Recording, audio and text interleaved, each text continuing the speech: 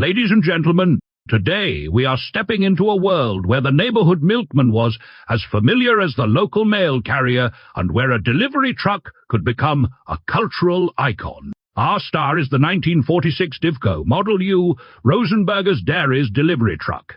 A compact, snub-nosed workhorse that spent its life carrying glass bottles of milk instead of chasing speed records. It may not have worn chrome fins or thunderous weight badges, but this little truck helped feed post-war America one doorstep at a time. In many ways, it represents a forgotten era when deliveries were personal, neighborhoods were closely connected, and every morning began with the gentle clink of bottles arriving before sunrise. Before we continue, make sure to subscribe to the channel. We dig up fascinating vehicles from history, so you do not have to spend your weekends searching dusty archives while your neighbors wonder why you are measuring old truck wheelbases in the driveway. To understand the 1946 Divco Model U, we must go back to Detroit in the 1920s. The Detroit Industrial Vehicle Company, better known as Divco, was founded in 1926.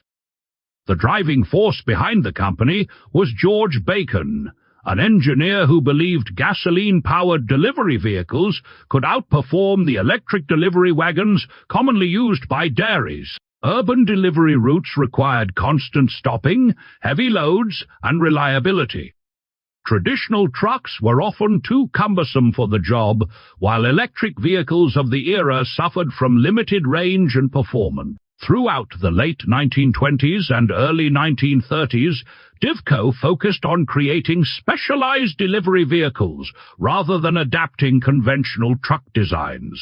The company understood something many competitors missed: efficiency mattered more than speed. A dairy driver might stop hundreds of times during a single shift.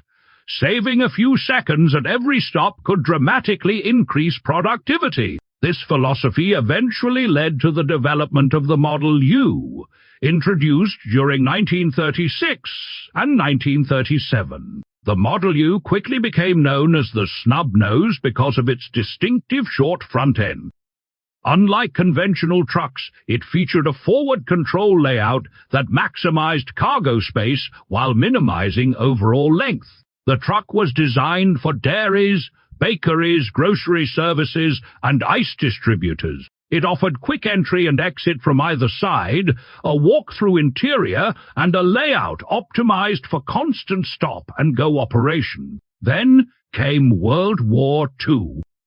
Like much of American industry, Divco faced production restrictions as manufacturing resources shifted toward military requirements. Civilian vehicle production slowed dramatically. When the war ended and peace returned, businesses rushed to replace aging fleets. Demand for delivery vehicles exploded almost overnight. In 1946, Divco resumed full civilian production and reportedly approached an annual output of nearly 7,000 vehicles, an impressive figure for a specialized manufacturer. The Rosenberger's Dairies example comes from this important post-war period. Based in Hatfield, Pennsylvania, Rosenberger's Dairies served local communities long before supermarket milk aisles became the norm. Their trucks delivered fresh milk directly to homes in reusable glass bottles. Surviving Rosenberger bottles even featured images of Divco trucks, demonstrating how closely the company identified its brand with these dependable vehicles. While exact production numbers for 1946 Model U trucks remain uncertain, the total number built throughout the model's long lifespan reached well into the tens of thousands.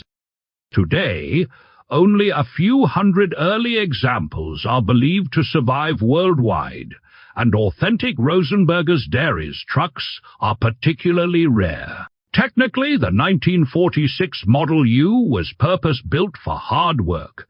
Most examples were powered by either a Hercules JXC inline-6 or a Continental flathead six-cylinder engine. These engines typically displaced around 236 to 242 cubic inches, equivalent to approximately 4 liters, and produced between 80 and 90 horsepower. That may sound modest today, but the goal was durability and torque rather than outright performance. The engines were mounted at the front and paired with rugged 3-speed or 4-speed manual transmissions, sending power to the rear wheels.